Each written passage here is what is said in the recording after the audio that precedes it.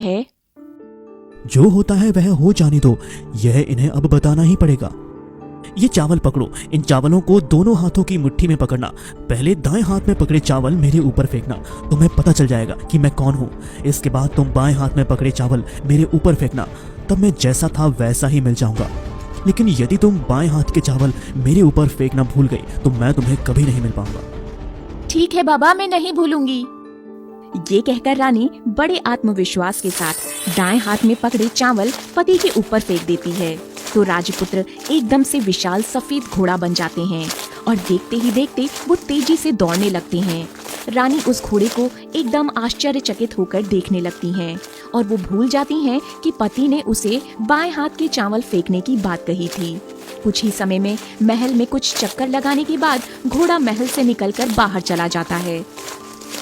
अरे अरे, ये कहाँ चले गए? अब तो ये आ ही नहीं रहे हैं। कहीं उनकी बात सच तो नहीं हो जाएगी? मैं तो भूल ही गई, मैंने तो बाएं हाथ के चावल फेंके ही नहीं। अब रानी को बड़ा पश्चाताप होता है। वो स्वयं को कोसने लगती।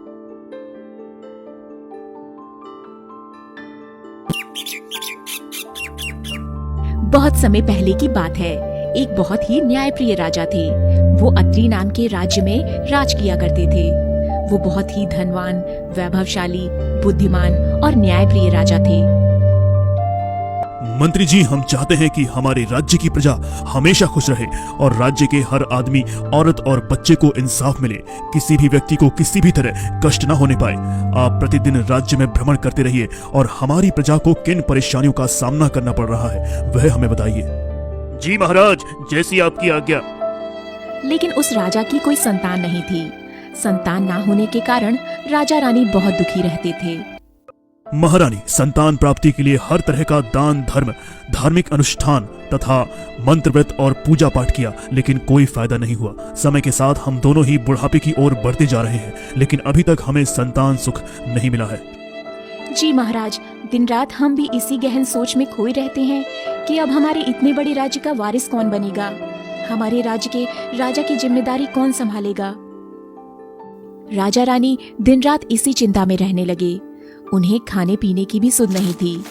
एक दिन महल के बाहर एक महात्मा भिक्षा मांगने आए। ये मेरा अंतिम दान धर्म होगा। इसके बाद अपने हाथों से मैं कोई दान धर्म नहीं करूंगी। रानी दान देने के लिए चावल लेकर बाहर आई। जब वो साधु की झोली में भिक्षा डालने के लिए आगे बढ़ी तो उनके चेहरे की परेशानी साधु जी को स्पष्ट नजर आ गई। रानी साहिबा, क्या हुआ? आप इतनी उदास क्यों हैं? तब रानी ने साधु महाराज को सारी हकीकत बता दी और सिसकने लगी। रानी के दुख को समझते हुए वो साधु कुछ पल के लिए गंभीर हो गया। रानी साहिबा, आप चिंता मत कीजिए, आपकी संतान की इच्छा पूरी हो जाएगी। आपकी कोख से एक पुत्र जन्म लेगा, परंतु वह आपका पुत्र केवल 14 साल तक ही वह आप लोगों को मिलेगा। 14 साल के बाद वह इस मृत्यु लोक में नहीं रह पाएगा। रानी साहिबा, इससे बढ़कर आपको कुछ देना मेरे लिए संभव नहीं है। रानी साहिबा, आप और महाराज दोनों इस विभूति को ग्रहण करना। ईश्वर की कृपा से बहुत जल्द ही तुम्हें पुत्र धन की प्राप्ति होगी। इतना कहकर वो साधु अपने रास्ते चला गया। अगर भगवान ने हमारी किस्मत में 14 साल ही संतान का सुख लिखा है तो ठीक है, 14 साल ही सही। उतने समय के लिए तो हमें पुत्र मिलेगा, यही काफी होगा। मैं उसे ढेर सारा लाड़ दुलार दूंगी। मैं अपनी संतान की हर मुराद पूरी करूंगी। उस रात राजा अपना राज्य कार्य खत्म करके कक्ष में गए तो रानी ने सारी बात राजा को बताई और साधु की दी हुई विभूति राजा को दिखाकर बोली, साधु महाराज ने ये विभूति हम दोनों को ग्रहण करने के लिए कहा है। रानी की बात सुनकर राजा ने निराश भाव से कहा, रानी, हमने इतना दान धर्म किया लेकिन कोई फल नहीं मिला। यदि हम पर भगवान की कृपा होती तो अब तक हमें पुत्र की प्राप्ति हो चुकी होती। अब इस विभूति से हमें क्या संतान प्राप्ति होगी? महाराज जी, जब हमने इतना सब कुछ किया तो अब ये भी सही। क्यों खामखा उस साधु के क्रोध को बुलावा दें? राजा को अब किसी की बात पर विश्वास नहीं था, लेकिन पत्नी को दुख न पहुंचे इसीलिए वो राजी हो गए। इसके बाद उस साधु महाराज का स्मरण करके वो विभूति दोनों ने खा ली। उसके बाद दोनों निश्चिंत होकर सो गए।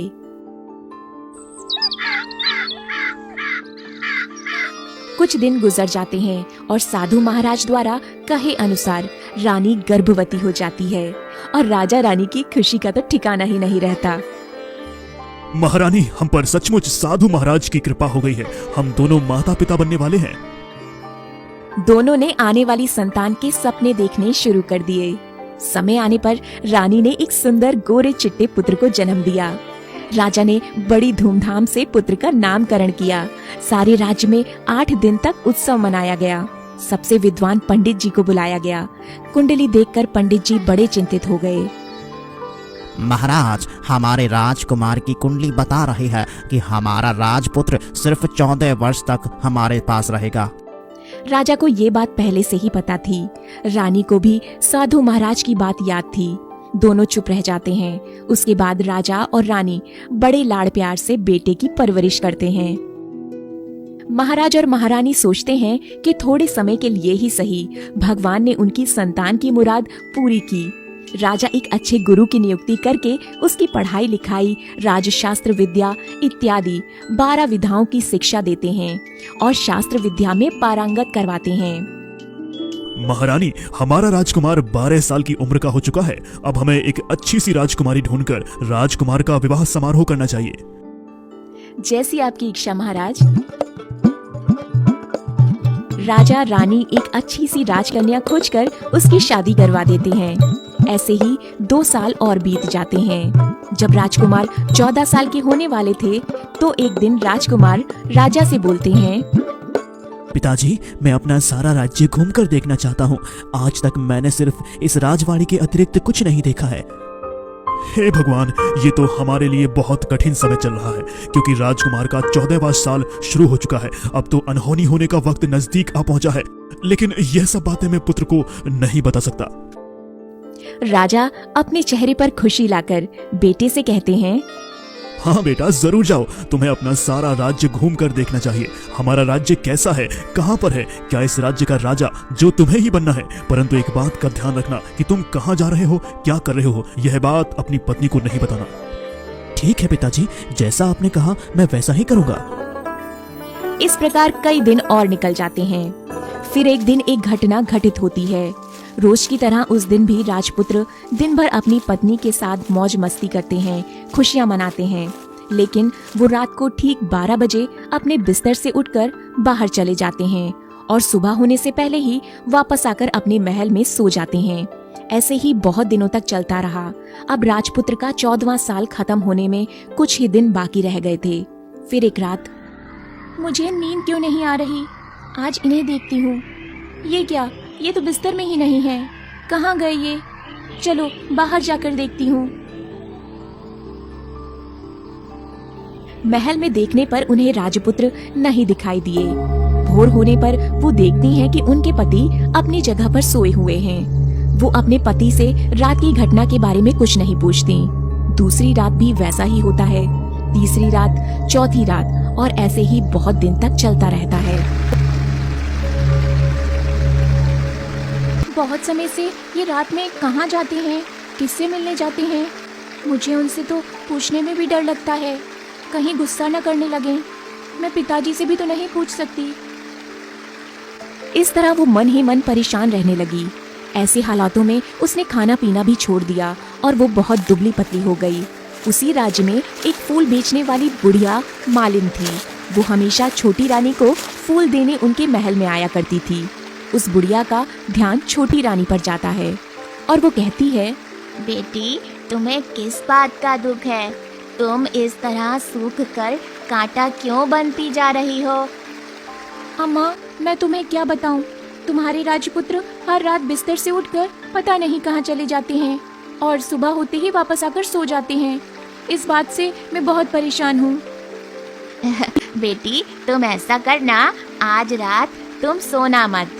उसके पीछे पीछे जाकर देखना कि वो कहाँ जाता है और क्या करता है।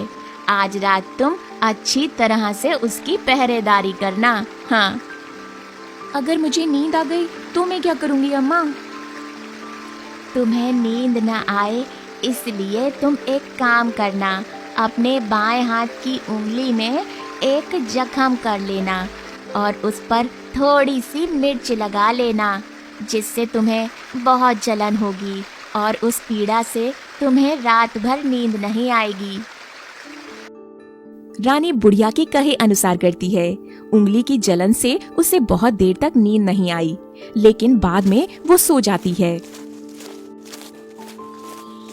दूसरे दिन सुबह बुढ़िया फूल लेकर उसके महल में पहुंचती है और पूछती है, क्या हुआ बेटी, क्या तुम देख पाई कि तुम्हारा पति कहाँ जाता है? अम्मा, पहले कुछ समय जलन के कारण मुझे नींद नहीं आई, पर कुछ समय पश्चात मुझे नींद आ गई। कोई बात नहीं, आज तुम उंगली पर पहले से थोड़ा बड़ा जख्म कर लेना और ज्यादा मिर्च डाल लेना। दूसरे दिन छोटी रानी वैसा ही करती है, परंतु वो सिर्फ पति के बिस्तर से उठकर बाहर निकलने तक ही जग पाती हैं, क्योंकि उसी समय उनकी आंख बंद हो जाती हैं। अगले दिन सुबह बुढ़िया आई तो उसके पूछने से पहले ही रानी रोकर कहती हैं, अम्मा, मैं आज भी उनकी पहरेदारी ठीक तरह से नहीं कर पाई। रो नहीं बेटा, सब कुछ ठीक हो जाएगा। तुम आज रात जख्म और बड़ा करना और उस पर ज्यादा मिर्च छिड़क लेना। बेटी, तुम एक काम करना, जब वो वहाँ से जाने के लिए निकलता है तो तुम उसका रास्ता रोककर उससे पूछना कि वो कहाँ जा रहा है। आज तो मैं पता लगाकर ही रहूंगी कि ये प्रतिदिन जाते कहाँ हैं। थोड़ा ही समय बाकी है, इनका जाने का समय होने वाला है। जैसे ही रात के 12 बजते हैं, तभी राजकुमार बिस्तर से उठकर महल से निकलने लगते हैं। तभी, सुनिए, आप कहाँ जा रहे हैं और किससे मिलने जा रहे हैं, मुझे बताइए। राजपुत्र उसे समझाने की बहुत कोशिश करते हैं। देखो, अगर मैंने तुम्हें बता दिया तो मैं दोबारा तुम्हें कभी नहीं मिल पाऊंगा। कोई बात नहीं, ना मिल पाऊं, लेकिन आप रात के समय कहाँ जाते हो, बस ये मुझे बता दीजिए।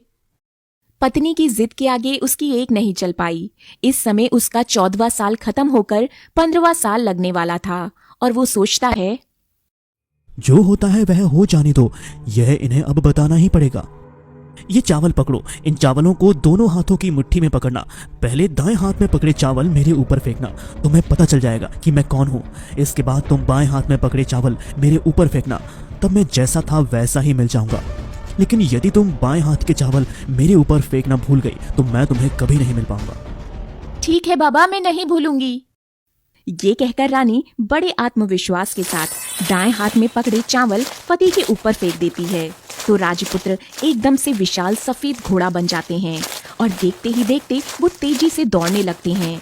रानी उस घोड़े को एकदम आश्चर्यचकित होकर देखने लगती हैं और वो भूल जाती हैं कि पति ने उसे बाएं हाथ के चावल फेंकने की बात कही थी। कुछ ही समय में महल में कुछ चक्कर लगाने के बाद घोड़ा महल से निकलकर बाहर चला जाता है। अरे अरे, ये कहाँ चले गए? अब तो ये आ ही नहीं रहे हैं। कहीं उनकी बात सच तो नहीं हो जाएगी? मैं तो भूल ही गई, मैंने तो बाएं हाथ के चावल फेंके ही नहीं। अब रानी को बड़ा पश्चाताप होता है। वो स्वयं को कोसने लगती हैं, लेकिन अब उसका कोई फायदा नहीं होने वाला था। राजपुत्र अब वापस नहीं आने वाले थे।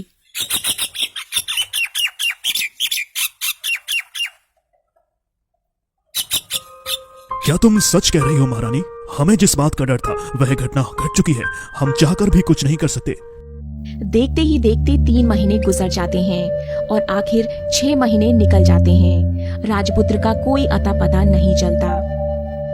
महाराज, राज्यपुत्र को ढूंढने के लिए राज्य के गांव-गांव में सिपाही भेजे हैं हमने। हम खुद 6 महीने से उन्हें ढूंढने में लगे हैं, लेकिन हमें कोई सफलता नहीं मिल पा रही है महाराज। मेरी एक छोटी सी गलती की वजह से आज मेरे साथ मेरे पति नहीं हैं। मैं एक अच्छी पत्नी नहीं हूँ, लेकिन मैं अपनी गलती का पश्चाताप करूंगी। मैं प्रण लेती हूँ कि मैं अपने पति को ढूंढ कर ही रहूंगी, चाहे कुछ भी हो जाए, और उन्हें सही सलामत महल लेकर आऊंगी।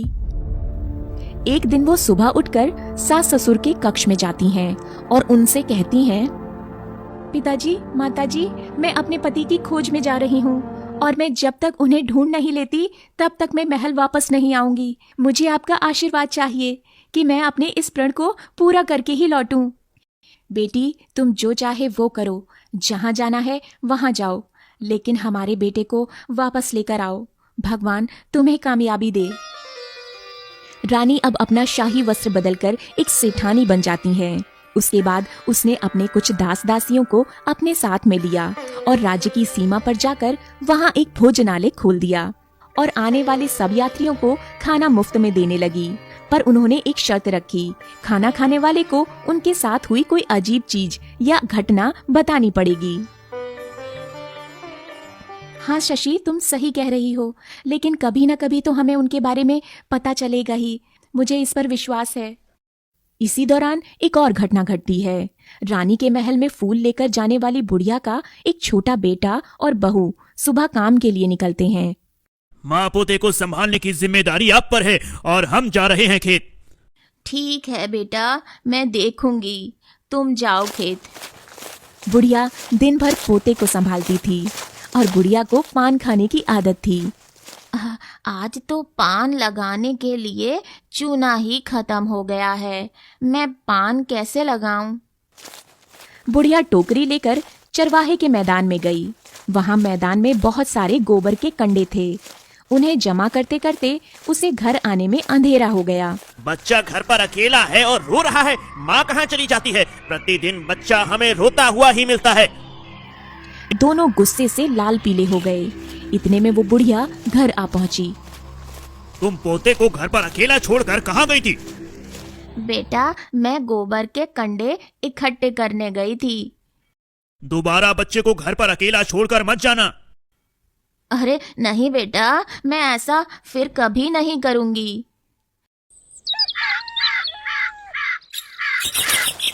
लेकिन दूसरे ही दिन बुढ़िया वो बात भूल गई। फिर चरवाहे के मैदान में कंडे इकट्ठे करने चली गई और फिर उसे वहीं रात हो गई।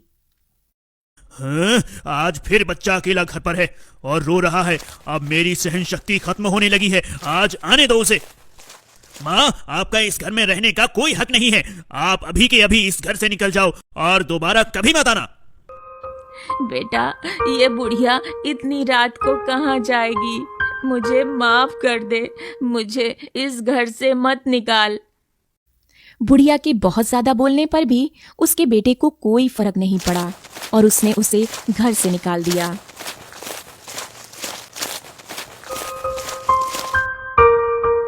हे भगवान, अब मैं कहाँ जाऊं? लगता है पूरी रात यहीं पेड़ के नीचे ही बितानी पड़ेगी।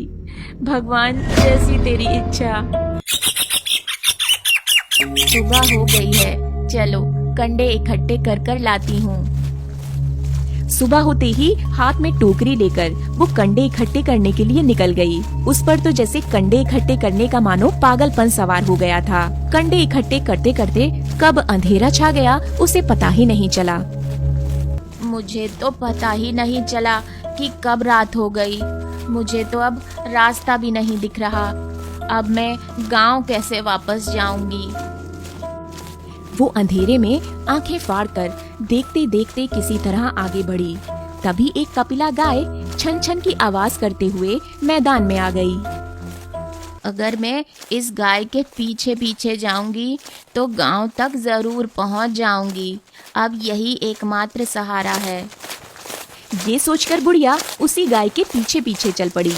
वो गाय एक एक करके 6 मैदान पार करती है। आखिर में वो 7वें मैदान पर पहुंच जाती है और बुढ़िया भी ये सब देख रही थी। मैं जल्दी से इस गाय की पूंछ पकड़ लेती हूँ, तभी मैं इसके साथ जा पाऊंगी। नहीं तो ये रास्ता कहीं बंद ना हो जाए।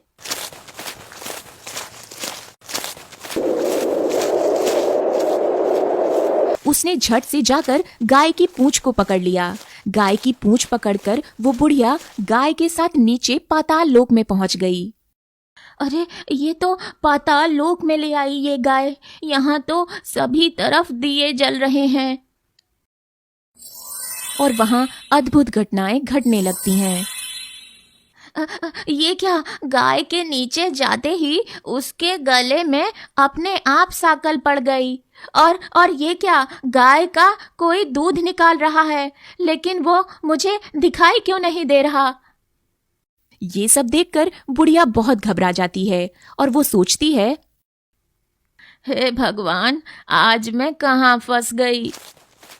सोचते सोचते वो यहाँ वहाँ छिपने के लिए जगह ढूंढने लगी, लेकिन उसे कहीं भी जगह नहीं मिली। हर जगह उजाला ही उजाला था। मैं इस कोने में छिपकर खड़ी होकर ही सब कुछ देखती हूँ। पता नहीं यहाँ पर और क्या क्या होने वाला है। मुझे तो बहुत डर लग रहा है। कुछ पल के बाद वहाँ एक सफेद घोड़ा आया। वहीं पर 2 कुंड थे। उसने पहले कुंड में छलांग लगाई और ऊपर आ गया। अब उसने राजपुत्र का रूप प्राप्त कर लिया। फिर उसने दूसरे कुंड में स्नान किया और वहां रखे नए कपड़े पहने। राजपुत्र के सामने स्वादिष्ट पकवान आ गए। उन्होंने खाना खाया, दूध पिया, 5 सुपारी खाई और बिस्तर पर लेट जाने से पहले सूर्यदेव का स्मरण करके सामने जलते दिए से पूछा, दिए दीपांकर, मेरे पिताजी क्या कर रहे हैं? वो तो बेटे के शौक में डूबे हैं। राज्य कौन संभाल रहा है? राज्य प्रधान संभालता है। मेरी पत्नी क्या करती है? उसने चौराहे पर भोजनालय शुरू किया है और आते जाते लोगों से वह नई खबर के बारे में पूछती है। वह अपनी भूख प्यास सब भूल चुकी थी। बुढ़िया उत्सुकता से देखने लगती है कि आगे क्या होता है, लेकिन उसके बाद कोई घटना नहीं घटती।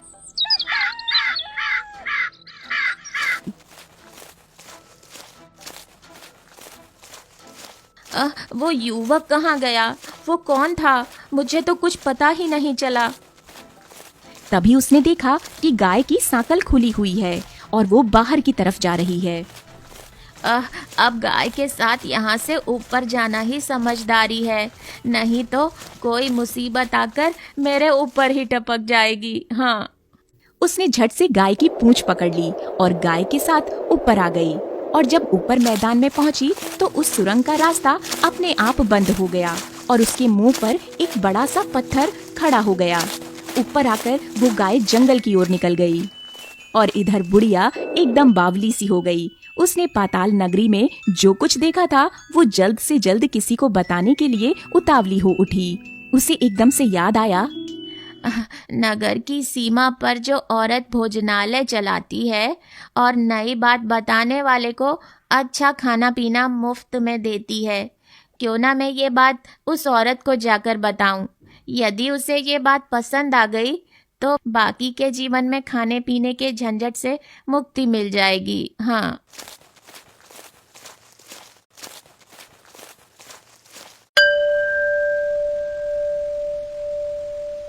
हाँ, शायद कोई बड़ी बात लेकर यहाँ आया है। सिपाही, जाइए और जो कोई आया है उसकी अच्छी तरह खातिरदारी कीजिए। बुढ़िया तुरंत भोजनालय के द्वार पर पहुंच जाती है और नगाड़े बजाने लग जाती है। नगाड़े की आवाज सुनकर रानी भी प्रसन्न हो जाती हैं। आदेश पाते ही सिपाही दौड़कर बाहर आए तो उन्होंने देखा कि एक बुढ़िया नगाड़े बजा रही है। उन्होंने उस बुढ़िया से पूछा, क्यों बुढ़िया, क्या हुआ? नगाड़ा क्यों बजा रही है? यहाँ पर खाना मुफ्त में मिलता है, इसीलिए आई हूँ। तुम्हें खाना चाहिए, जरूर मिलेगा, लेकिन उसके लिए तुझे कोई नई बात बतानी पड़ेगी। हाँ हाँ, मैं बताऊंगी। मुझे एक बात मालूम है। इसके बाद सैनिक बुढ़िया को अंदर लेकर गए और बहुत सारा खाना खिलाया। बुढ़िया खाने पर टूट पड़ी क्योंकि वो बहुत समय से भूखी थी।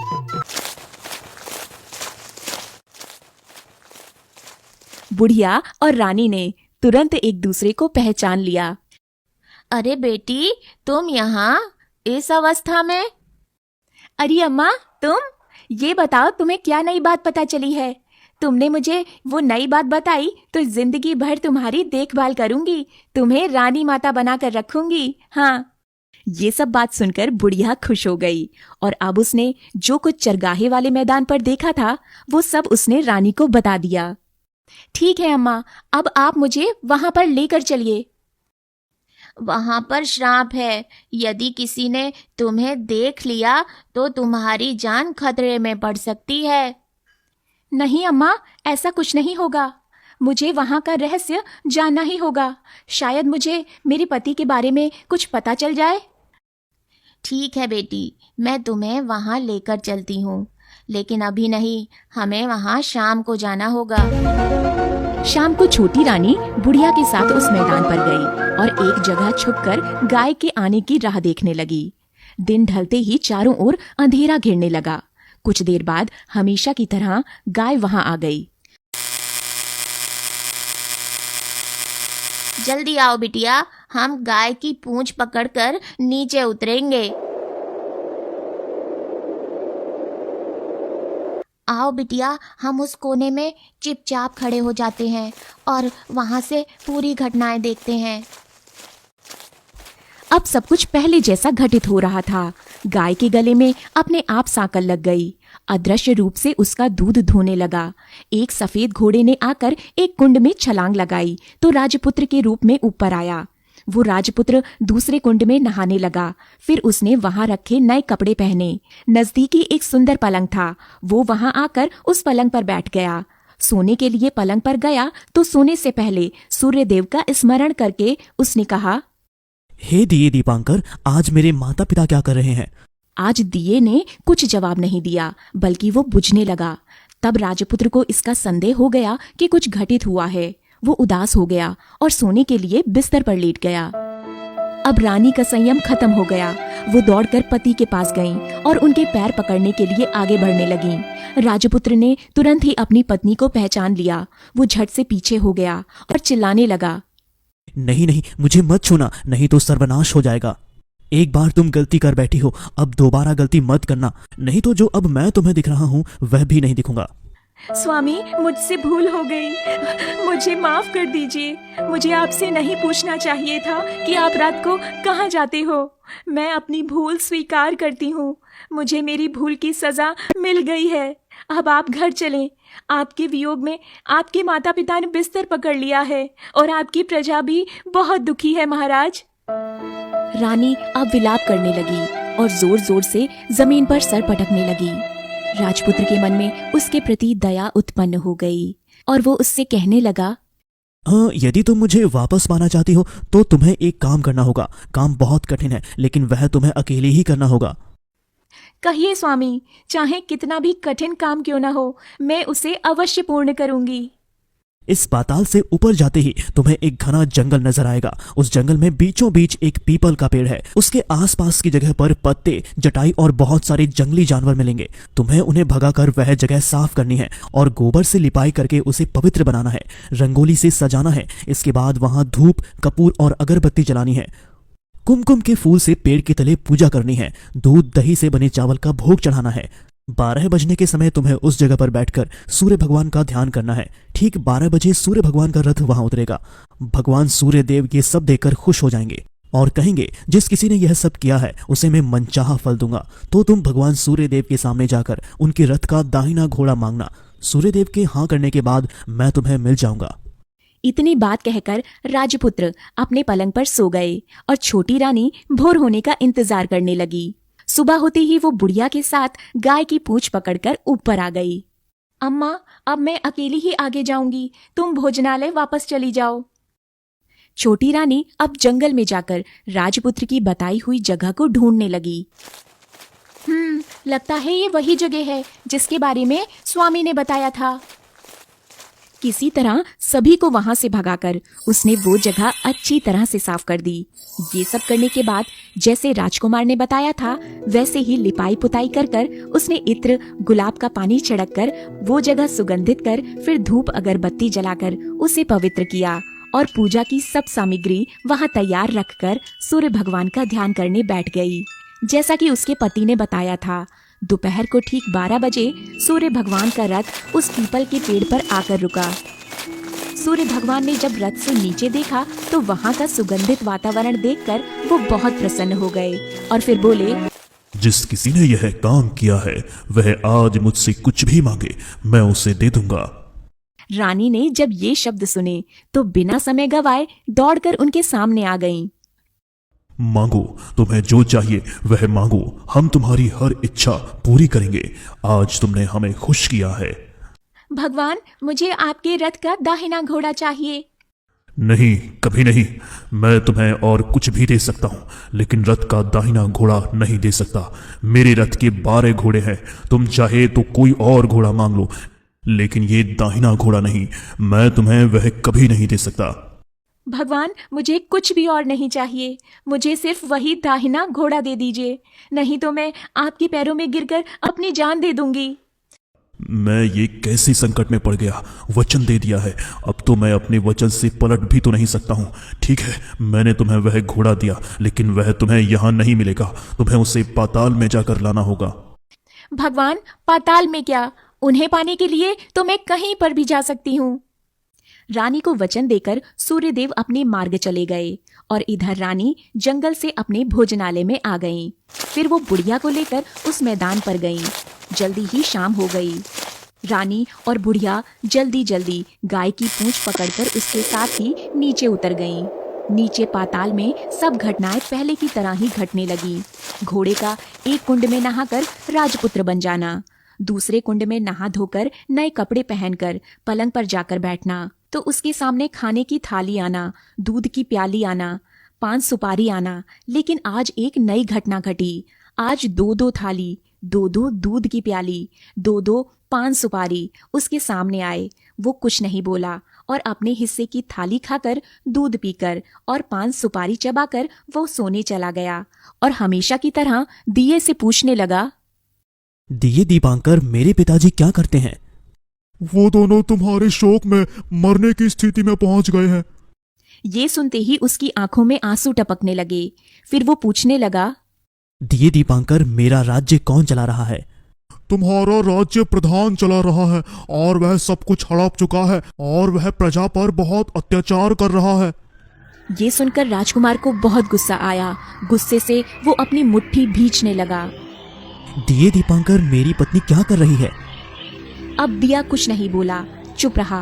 अब रानी का संयम जवाब दे गया। वो दौड़कर पति के सामने आ गई।